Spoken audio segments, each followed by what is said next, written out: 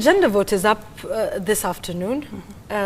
First of all, Priscilla, before we even get to whether there will be the quorum, the 233 that would be required, isn't it interesting, Priscilla, that we are at the point where we're still having to justify this? Yes, it was passed in the Constitution, it was promulgated. Here we are 8 years later. But every time you confront this conversation, there's still the need to justify why women are 50%, why can't they vote for themselves? These are the arguments we made before the Constitution. We promulgated it. Shouldn't we now be moving forward to the how? But do you still find that persists today, that you're still having to justify why women, why we need more? Yes, it is very, very shocking. And also some of the arguments around it are even worse. I mean, you would have thought that our grandfathers would have made these arguments.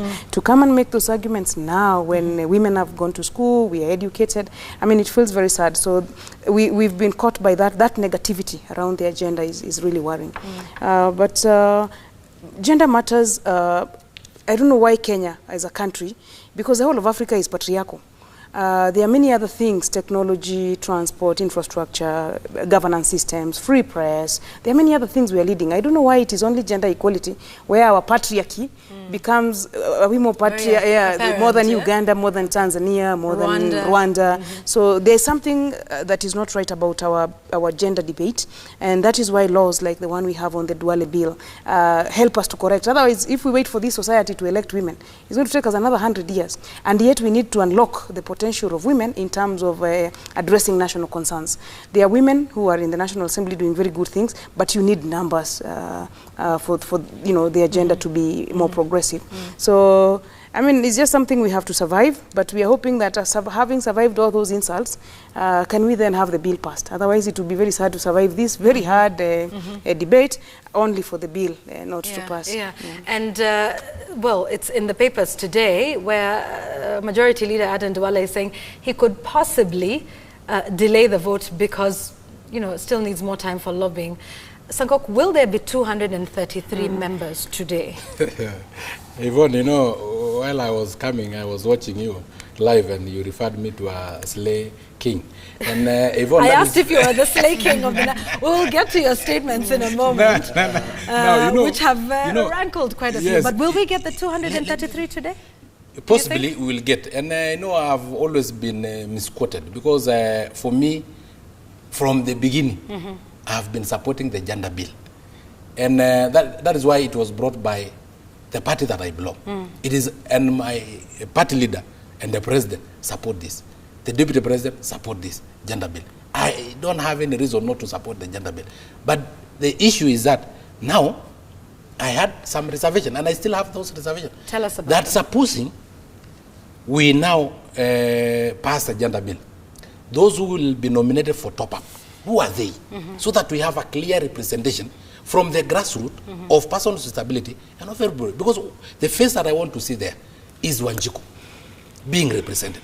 That woman, of course, in quote, not a slave queen, that woman who have carried a jerrycan of water and her back. So you're saying it shouldn't be like the boardroom, the boardroom consultation and so on. So, that woman, but who is the man in parliament? Let me tell you. The man in parliament, since they are majority at the moment, they are also elected from every constituency. So we believe that if they are elected from every constituency and every ward, they have that total representation. But the man in parliament is not a Boda rider.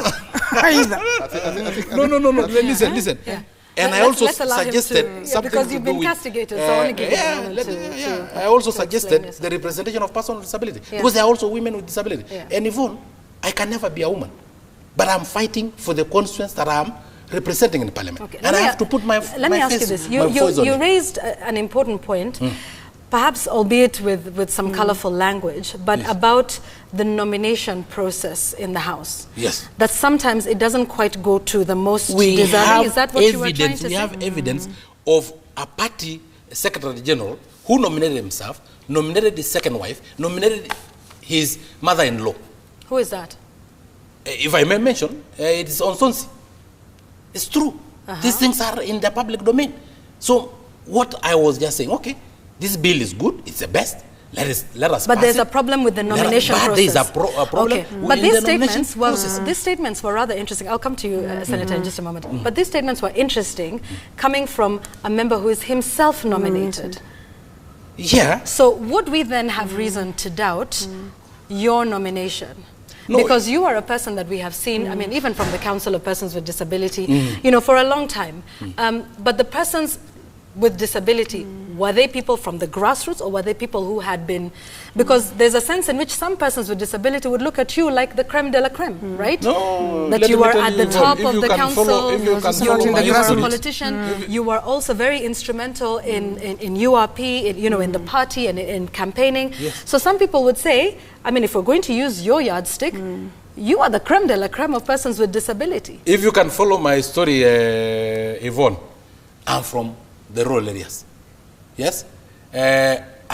Until my graduation, I was sleeping on a cow hide. But so are the women. I was sleeping on that particular So are the women. manyatta. So do you have any reason to doubt the women who And Priscilla, you don't have reason to complain if you are that woman with integrity, that woman from rural areas, because I've in fact divided that a certain percentage should come from the elite, a certain percentage should come from rural areas, a certain percentage should come from women who are also youth, so that we also have youthful women being in parliament. Speaking of women, I just gave a formula. You also made a statement that some find very offensive, and it's been going around on WhatsApp, about single women, and that their morality should be put to question if they are going to be nominated. You said that single women should be paraded, for those who haven't watched the video, and I have it here, we can play it, and their children should be paraded, and we should take DNA tests of their fathers before we can start to consider them for nomination. Do you have a problem with single women? No, I don't have any problem with So do you have a problem with single women being nominated? I don't have any problem with single women. But those single women should be of integrity. Okay, but do you think single women lack integrity? They don't have integrity. Of course, some of them have integrity. Some of them don't have integrity. In fact, even those persons they should all be paraded? Those persons with disability who will be nominated should also be persons with disability who have integrity. It is not me. But single women, is chapter 6 of the Constitution. Right. No. But can we talk about chapter 6 is not about children. No, it's not about children. And I have not talked about children. But let me add something on this. Let's have then come back to me, because this is very offensive to women. It's absolutely offensive. It's very fair to also have me in the conversation. I was allowing Dr. Sankok to talk because it's been very controversial on those issues. First, I want to disabuse the fact that single mothers are people who lack integrity. I am a son of a single mother, and my mother was left because of albinism. What choice did he have? You see? So single women are strong people. We love you. We appreciate you. You are great people. Number two, and so we cannot say that, because the circumstances under which women get children are not out of their own volition. Nobody's just going around looking for kids. It's a question of the relations, how it goes, and sometimes it may even be better to leave your partner if it is abusive and all those kind of things. And sometimes just love goes away. So we must not say that those people, their chances of life should be reduced, because that's the same way they are stigmatized out there. Number two is to say, by the way, Dr. Sankok, and I want to challenge you as my brother, run for elections. Run for elections. You know how difficult it is. Utaitwa kiwete, utaitwa majina. From the comments I'm seeing on social media, people don't have a lot of love for you. Because we who are nominated to represent a certain category of people are the ones who should be championing for inclusion. That's true. Why am I saying so? Because there is what we call the hidden bias. The hidden bias. People will not tell you. Hillary Clinton was the best candidate compared to Donald Trump. Why wasn't she elected? Because people just can't accept to be elected by a woman. Even when you look at the case of Barack Obama, who we love as a role model, people would prefer a black man than a woman. And this is a truth. Women equally can be leaders. This idea of saying that women are second-class citizens, I disabuse that notion. Because I've been in the trenches. I know what it means to look for votes. It's some kind of a love affair where you have to connect with the people. And I've also noted that women, even if they get elected, they just come once and they disappear. And in fact, I got a comment very positive about you from William Ndongo here, Priscilla, said that Nyeri actually lost by not electing you back. And when I was in Nyeri, they said to me, and I want to say this on national television, they said to me that, you know, Priscilla alienda kupata watoto bunge.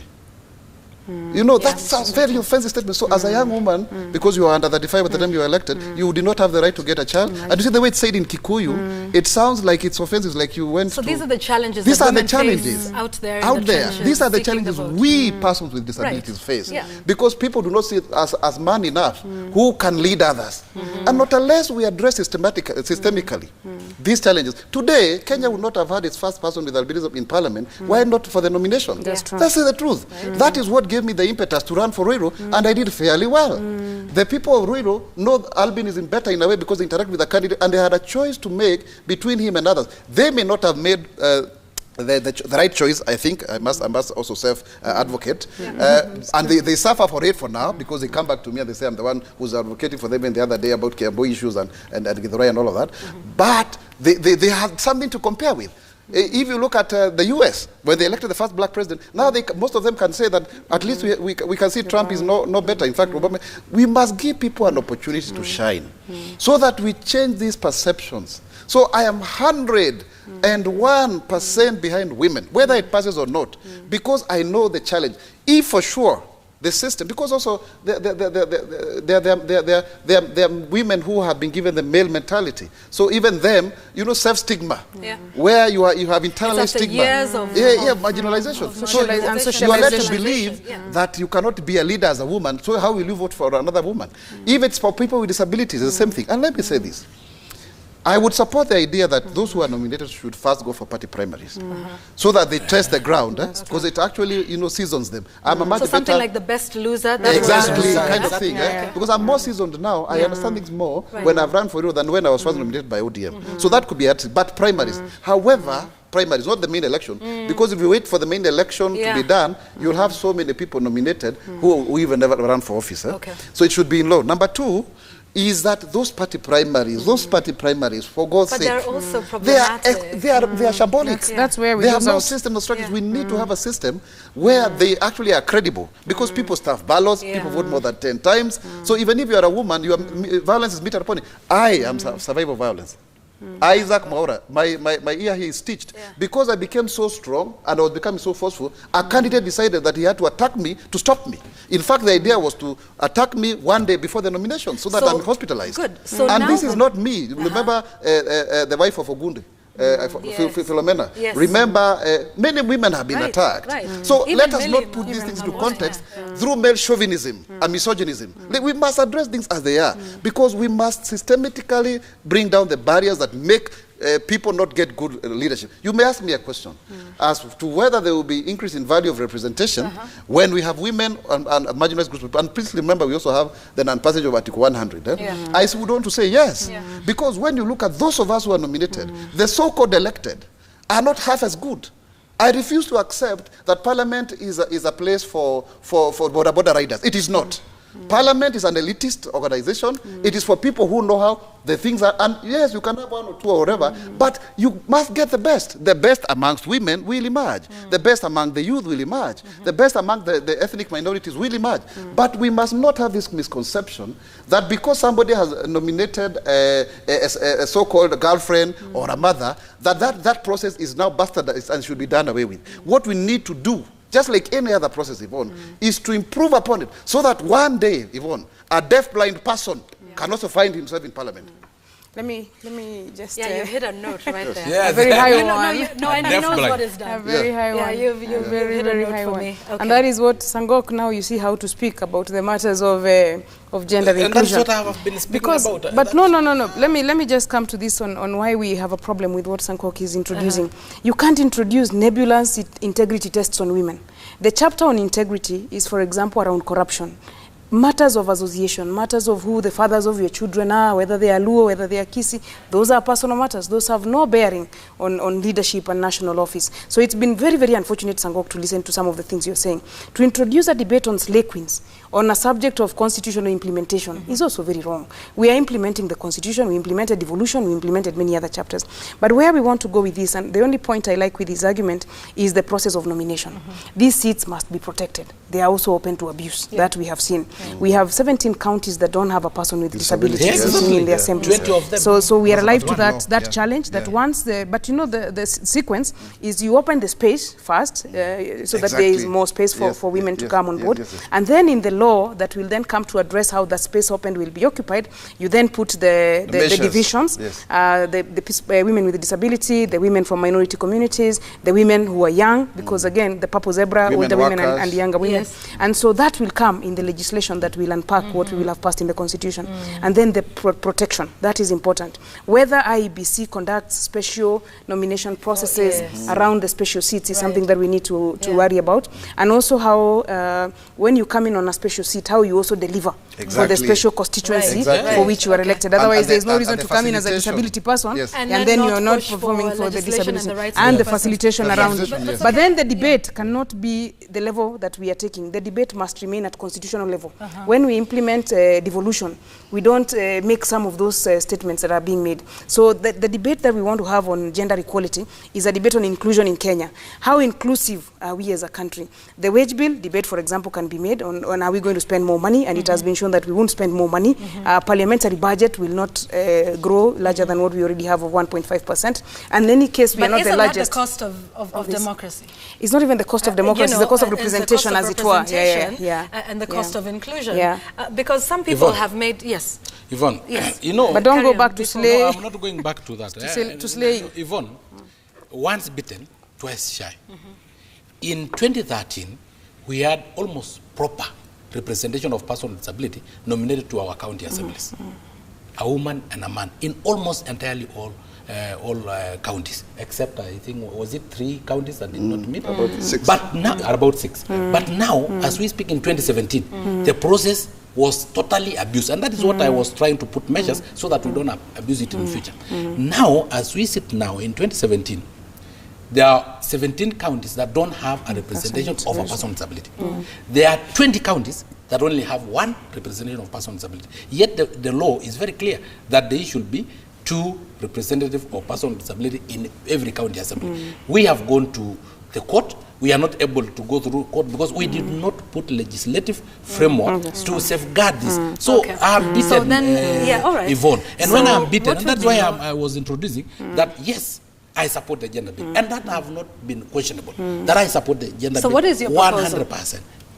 My proposal have been to very safeguard simple. this. Let us safeguard the process so that those who will come. Well, of course, I may have used some harsh words so that, you know, sometimes if you use very polite words in Kenya, they will not accept it. They will not listen to you. Now they are listening to me because I made them use... has not used...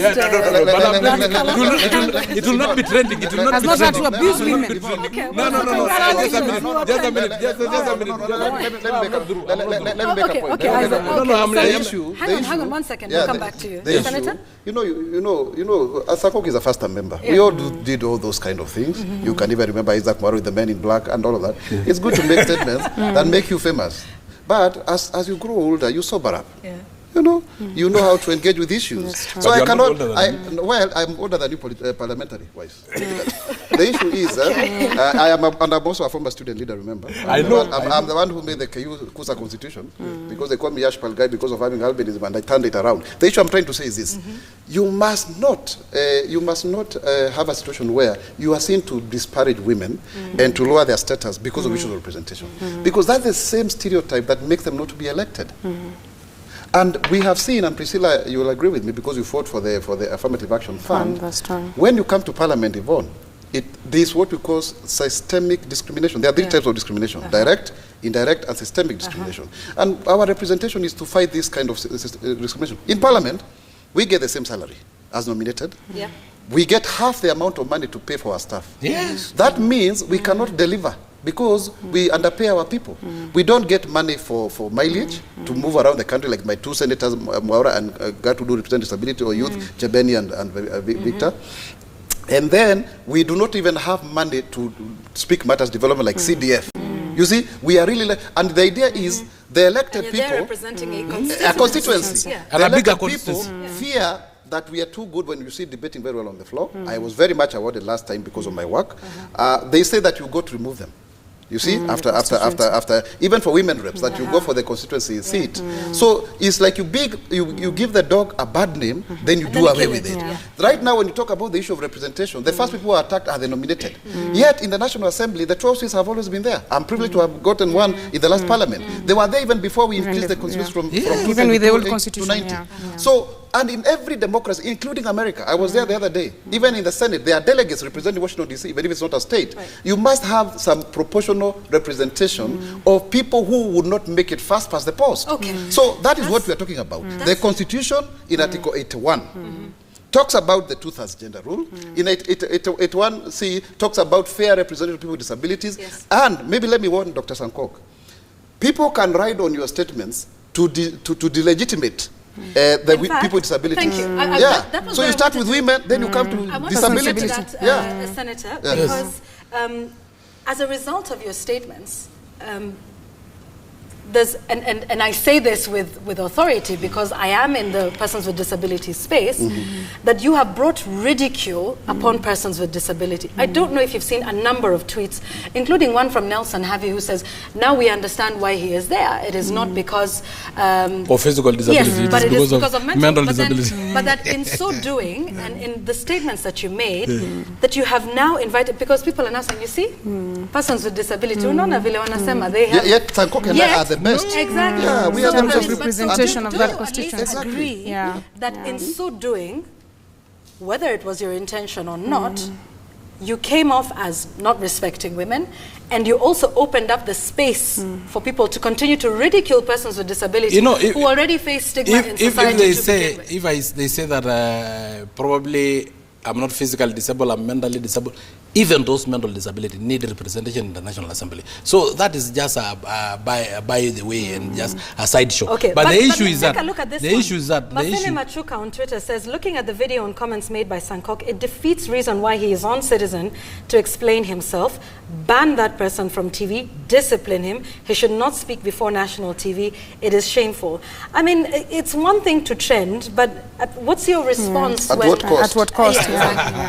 You know, at the end of the day, I've made my point. That is why you people are discussing about safeguarding now the process. Because this safeguarding the process, if I did not... We would have safeguarded even without the insult. No, I did not. You didn't need to insult anybody. I was misquoted myself. I hate the juxtaposition You were of the truth agenda with the parliamentary... Even let me make a point here that Kenyans need to hear.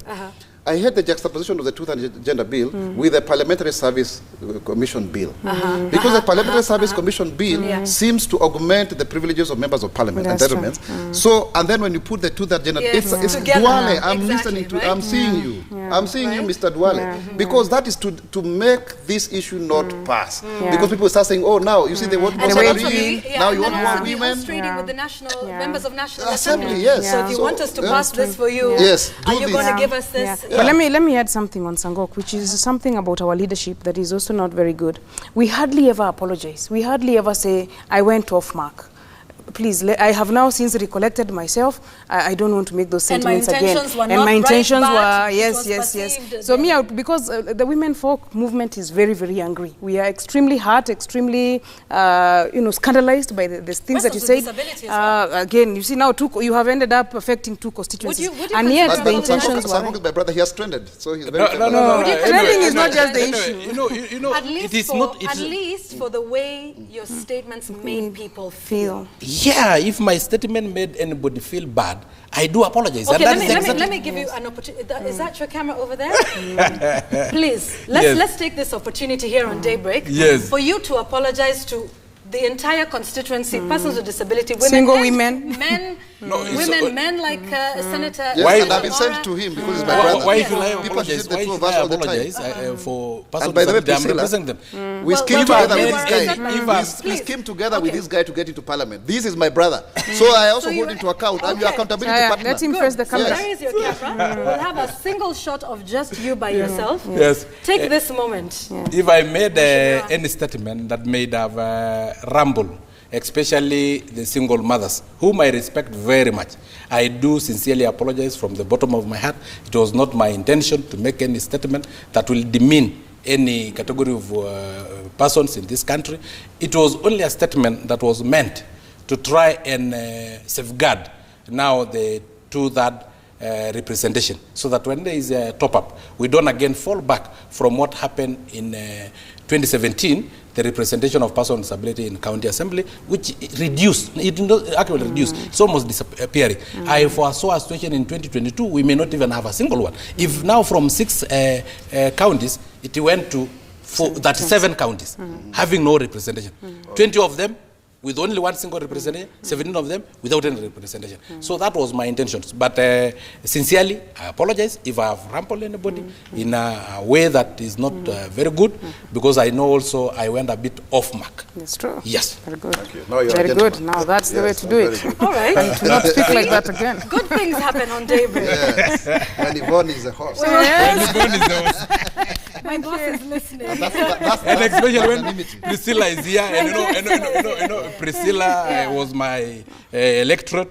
She actually elected me in the University of Nairobi. Right. Also my good friend, Honorable Dr. Maura, who I respect so much. He was my predecessor.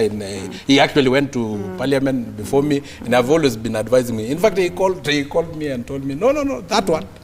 And we want to fight from the same side. Exactly. We want to fight from the same side for a good Kenya, for inclusion. And I also have an advice for you. You are now in National Gender Inequality Commission. Yes. In the past, and that is why we are actually sometimes annoyed, that National Gender Inequality Commission was actually turned to a National Women Commission. Yes, we now need the word equality to come out very clear. Equality means that there is equality of representation of women, of persons with disability, of ethnic minorities, and so on. Let us have that. The entire 100. And let's talk about that, because your commission is, a gender and equality commission. Yvonne, before you come to Ngek, let me just make a comment concerning my brother, Dr. Sankok. You see, Dr. Sankok, we've walked the journey together when he was at the council, and even he became the chairman. And I used to share with him a lot the frustrations of being a nominated member. That is why for me I was very keen on being elected in Ruiru. But I thank God I got nominated to the Senate because of the work I had done. So it was a validation, just like Commissioner Priscilla is now in the Gender Commission. And it is good because sometimes the system has a way of sieving and appreciating the best in it, and Chepkonga and others. But I want to say this, that you now know, Dr. Sankok, I'm putting you on the spot here. You now know the frustrations of a nominated member. And this is not about personal success. It's about you serving the constituency that you represent. And this is a fight I also want to have, because even when you look at women, the women reps, the 7 million they get per constituency is not enough. And they're elected by the whole county. So there are systemic issues we need to be dealing with in Parliament through the Parliamentary Service Commission to make our representation equal. Otherwise, there are 3 tiers of members of Parliament. There's constituency privileged, Lord male, privileged. Then there's the women reps, because at least there's something Priscilla fought for them. Then there's the nominated, who are the underclass, who are not supposed to speak and who are supposed to remain very grateful that somehow they made it to Parliament. Yet, they are the ones who represent the widest constituency. So these are this is what we should be discussing. So that even those that are coming on the 2/3 gender bill will come on an equal footing. And the misconception of members of Parliament that we come to remove them, I would want to disabuse that notion, because 7 out of 10 members of Parliament don't come back. They are not all removed. They are not removed by the nominated. So we do your work well, and the electorate favors you, you will come back. Don't hide under the shadow of a nominated member. Yes, there are those who have gone ahead to do very well, but they will always exile. Even if they are not in Parliament, they will exile. Uhuru Kenyatta was a nominated member, the president. So Rachel Shebesh, Millie Odhiambo, Anyang' Nyong'o, Wetangula. So the issue is give people a chance, because greatness has a way of thriving. You cannot cover the blanket with the sun with a blanket. Well said. Yes, on the Equality Commission, because you represent a very big constituency. That's true. We have taken that criticism really at Ngek, and especially because we are the second lot of commissioners. The first lot, then they did their part.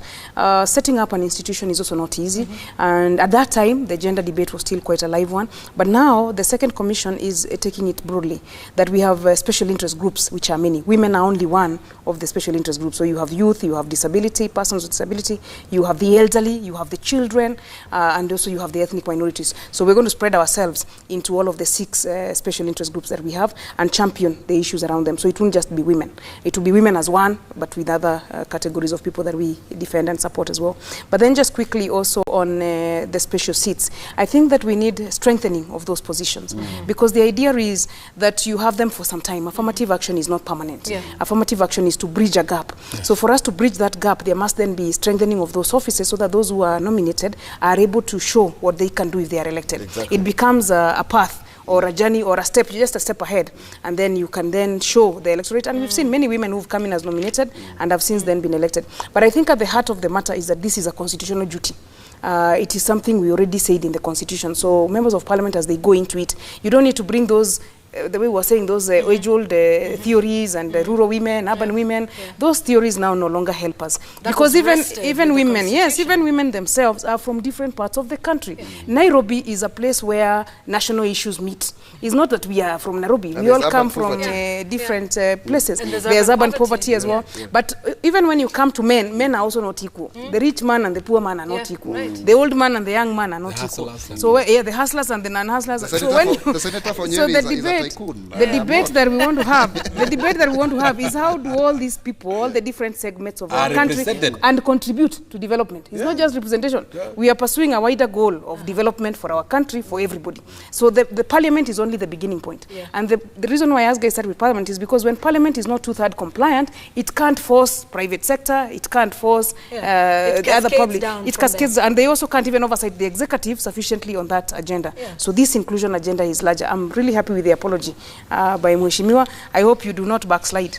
No, I've never backslided in whatever. And by the way, it was actually social media will be watching because it just went viral by itself, all by itself on WhatsApp. But listen, thank you. But whatever I said in Parliament, you remember? But your point was well noted. Yes. On the manner of nomination. And that is why now we are discussing the manner of nomination. And that is why the whole country have actually come out. Go. And you know, you have not even read all the tweets because most of Kenyans are actually supporting me in safeguarding. Let me read. In safeguarding. Actually, let me read a few. Sir Rollings says Sankok should not succumb to bullying. He had a point, and the point is home. Were you bullied today? Have we bullied you into an apology? You know, Yvonne, from the way you are looking at me and tread carefully. We said don't backslide. You did not bully me. You can't be bullied. Are you trying to say I cannot be bullied by... Are you trying to say there was some sandwich massage here? Oh my goodness. No, let's not go back to that. I know. Okay, here we go. And here's another one. Dr. Andrew Silla says, my sister Yvonne asks Sankok to use the space you have given him to apologize to persons with disability for bringing their reputation to disrepute. He just did that. So, you know, there's both of that. So we have not bullied you. There was no gun to you. No, you have not bullied I think the crew here can attest to that. And in fact, I'm a nice person. By the way, you people are very nice people. And even if you try to bully me, I cannot be bullied. You cannot be bullied. Being a person with disability, you are at the edge. There is nothing else that I know, what's the worst that can happen? What can happen to you? Probably even. Let's hope the bill passes in the afternoon. Help us to lobby the numbers. In fact, 233 members. I'm lobbying for that bill. And if you hear my statement very clearly, I support the bill 100%. Good. The only thing is reservation of representation. How do you... And there will be a legislation on protection. Yes. Do you... Your closing comments, thank Senator. you very much, Yvonne, for a rather wonderful show. I really like it. This is a show that really shows the value of representation of the special interest groups. And they should always be at the table, because if you're not at the table, you're on the menu. So that is very important. And then finally, I would want to urge all Kenyans to support us in the Mr. and Miss Albinism East Africa. It's going to be on Friday at KICC from 6 o'clock. We have contestants from Kenya, Uganda, and Tanzania, 30 of them. And the whole idea is to demystify the issues of albinism, to do away with the fact that people think we are ugly, we are not likable, and all of that, and also to address the gender aspect, because we have seen there is a vicious cycle of single motherhoods. We are brought up by single mothers, and our girls end up being single mothers, because people don't want to the definition of a woman does not seem to fit well. An African woman, in terms of utility and functionality, does not fit well with a woman with albinism. Of course, other women with disabilities. And also, you know, showcasing talent and using the art to create awareness. So come, we'll have many musicians, like Calligraph, Kidum, the others. We'll have dignitaries. Yvonne, I want to invite you openly here that you should come. Sankok, it's obvious you should come. There's no doubt about that. And this is your constituency. Yes. And of course, Commissioner Priscilla Njokadi. So let's come. It's free, by the way. It's free. It's not, you are not going to pay anything. And let's have a good time. Yeah, indeed. Thank you. And always a pleasure to have you. And, you know, I have a stake in persons with disabilities. Yes. So and by the way, Yvonne, before I forget, yes. there's an app. There's a technology that I came across. Some young people have developed for deaf-blind people, where you can read touch reading. It's turned into Braille, and it's very good. I wish it can be promoted. We should be in contact with that. Yes. Just like recently, they have been able to devise a cheaper note taker. Yes. That is costing about 40,000, supported by Safaricom. It's good to say, and Google. So we need those technologies so that we can bridge the gaps of impairment and so that our disability is constructed. Because disability, just like gender, is a social construct. Because if all of us were deafblind, if all of us have admins, we would just be... Exactly. Yeah, absolutely. All right, thank you very much. Senator Isaac Mora, Member of Parliament, or Member of National Assembly, David Dole Sankok, and Commissioner at the National Gender Equality Commission, Wakili Priscilla Njokadi. Thank you all for coming. Thank you so Great much. Debate. We will see what happens on the floor of the House this afternoon. You can stay with us on Citizen Television throughout the day as we continue to cover this rather emotive issue. Really shouldn't be, but it is. And that's the world in which we live. Thanks for joining us on the program. Please continue to stay with us. Workout Wednesday is next. Willis Rabur is shooting hoops somewhere along Langata Road. And you want to be joining him for that and all that fun. I'm Yvonne Okwara Matole. I'm still around, so I'll see you soon.